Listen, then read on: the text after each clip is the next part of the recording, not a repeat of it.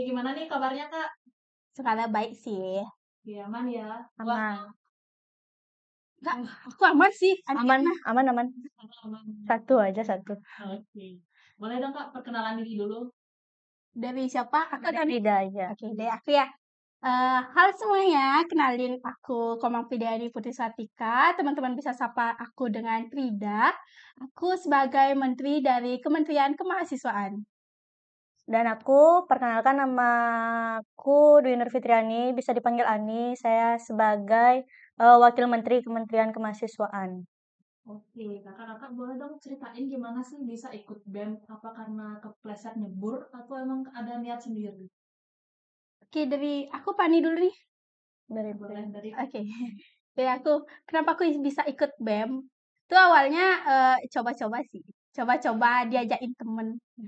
Daftar BEM pun last minute, hamin 1 jam penutupan kayaknya. Itu malam-malam itu baru nanya sama teman, mau ikut nggak? Gitu. Habis itu disuruh ikut. Jadi nyoba-nyoba aja dulu sih, nggak yakin kalau keterima. Gitu. Habis itu ternyata keterima dan berlanjut sampai sekarang. awalnya penasaran, coba Ya, awalnya coba-coba. selenggang. Kok enak gitu. Tapi Tani gimana? Kalau aku itu dulu semester 1 tuh emang maunya coba-coba juga. Dan sempat sih nggak pengen ikut BEM, tapi di teman-temanku semua ngajakin ayo udah ikut BEM, gini-gini pasti seru kok. Ya sampai sekarang lah. Iya, sama ya kayak Kak Frida. Oke, Kak Ani dan Kak Frida, coba dong ceritain sedikit pengalaman organisasinya, mungkin sebelum di kampus gitu atau di luar BEM.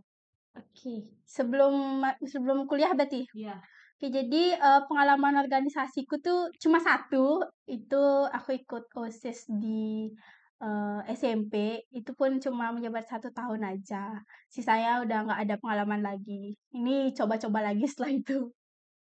Kak Ani? Kalau aku sih dari SMP, SMK tuh nggak pernah sama sekali ikut organisasi. Cuma emang apa sih namanya pengen aja kuliah nih nyari pengalaman aja. Tapi keren loh Kak Ani, nggak ada pengalaman dulu, sekarang sampai di titik ini. Wih. Sip, dapat kepercayaan luar biasa ya. Oke Kak, selain di BEM nih, ada nggak UKM atau organisasi lain nih yang kakak ikutin? Terus kalau kakak ada yang diikutin, gimana sih tips caranya bagi waktu? Oke, untuk aku di semester awal, semester 1, 2 itu aku ada ikut 1 UKM. Untuk semester sekarang, di periode ini aku nggak ada ikut UKM sama sekali, jadi pure di BEM aja.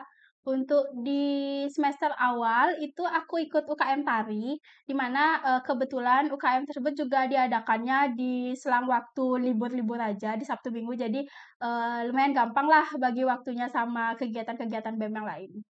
Oke, Kak Ani? Kalau aku sama kayak Prida di semester awal aja yang ikut UKM, yaitu UKM Rasikuntan. Di mana caranya aku bagi waktu tuh udah pasti kayak misalnya di hari Minggu tuh kan pasti banyak rapat ya antara UKM apa nggak Ormawa. Nah di situ aku tuh yang mana lebih aku prioritasin di situ aku dulu, baru nanti nyusul ke yang kedua. Oke, berarti lebih pakai skala prioritas ya Kak? Iya.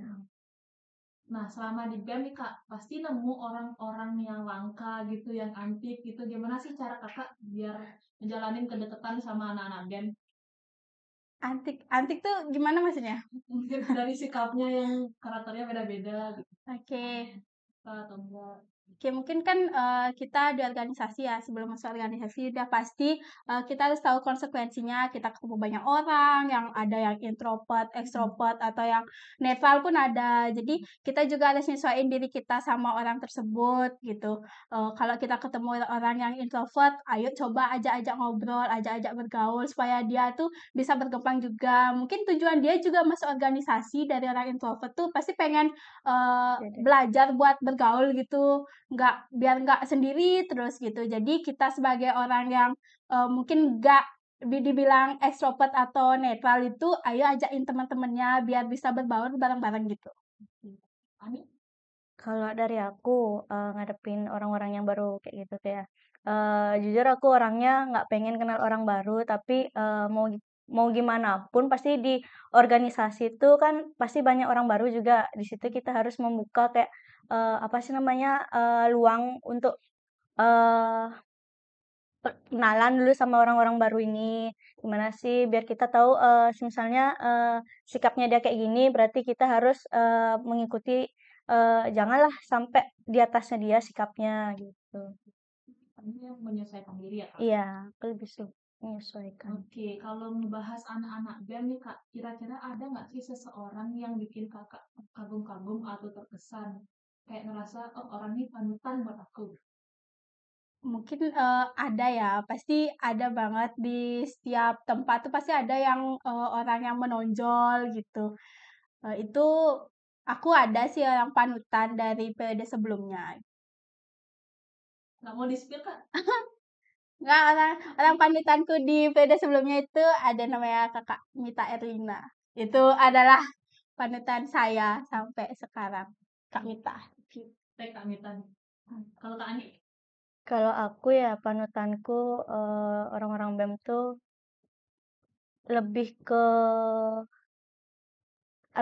almarhum Kak Mia sih, yang di mana, dia tuh lebih, bisa cara, ngebagi waktunya gitu, lebih gimana sih caranya, agar, kegiatan ini bisa langsung, jalannya kayak, lurus gitu loh tanpa ada masalah nanti di pertengahan gitu.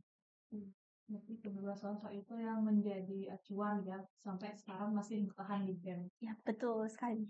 Oke, terus untuk selama Kakak berada di BEM nih, ada nggak perubahan positif atau negatif yang Kakak alami selama di BEM? Oke, perubahan yang aku alami setelah aku ikut BEM itu, yang pertama itu pede ngomong depan orang. Terus public speaking juga terlatih karena, kita mau nggak mau dipaksa buat ngomong di depan orang. Terus lebih banyak teman, itu relasi juga makin banyak setelah masuk BEM, gitu aja. Dari Kak Ani? Kalau aku ya, gimana ya bilangnya, negatifku dulu tuh, ya punya waktu tuh sering dilonggar-longgarin gitu loh. Misalnya buat tugas jam segini nantian gitu. Sekarang udah maulah tepat waktu gitu. Apa yang harus dikerjakan sekarang, eee, bisalah dikerjakin sekarang gitu. Oke, nah ada nggak sih Kak harapan buat BEM ke depannya? Oke, harapanku buat BEM selanjutnya itu semoga BEM semakin maju, semakin jaya, semakin terstruktur, dan semoga tidak ada miskomunikasi di dalamnya. Oke, kalau Kak Ani? Semoga untuk BEM ke depannya itu lebih, maju, sukses, dan tidak ada miskomunikasi lagi di dalam, antara menteri wamen ataupun, staf dengan staf. Pengen yang baik-baik gitu Iya, ya. betul. Nah, untuk yang terakhir nih Kak, boleh dong kasih kita satu quotes nih buat teman-teman yang lain. Coach dari aku dulu. Oke, dari aku quotes yang aku selalu bawa dari dulu sampai sekarang itu adalah thanks yourself for shaping you. Jadi terima kasih buat diri kita sendiri karena kalau nggak kita siapa lagi yang nyelamatin kita. Kalau dari Kak Ani? Dari aku, quotes-nya itu, janganlah membuang-buang waktu karena waktu itu bisa, membuat kita malas. Oke, keren keren keren. Thank you ya waktunya. Sampai jumpa di sesi lainnya. Boleh pamitan ke teman-teman yang lain. Bye bye. Bye.